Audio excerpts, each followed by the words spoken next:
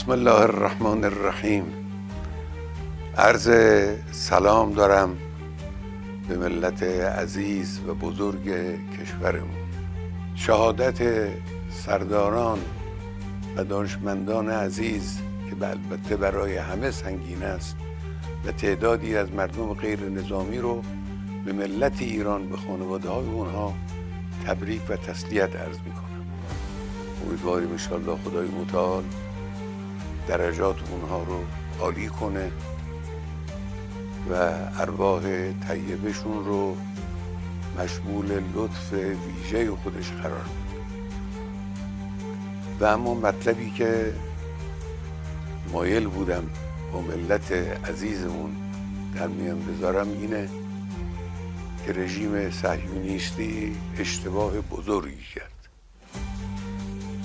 خطای بزرگی کرد، غلطی کرد و عواقب او رو بیچاره خواهد کرد به توفیق الهی.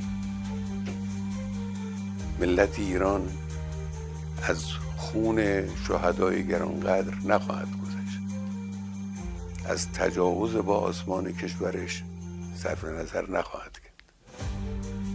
نیروهای مسلح ما آماده هستند و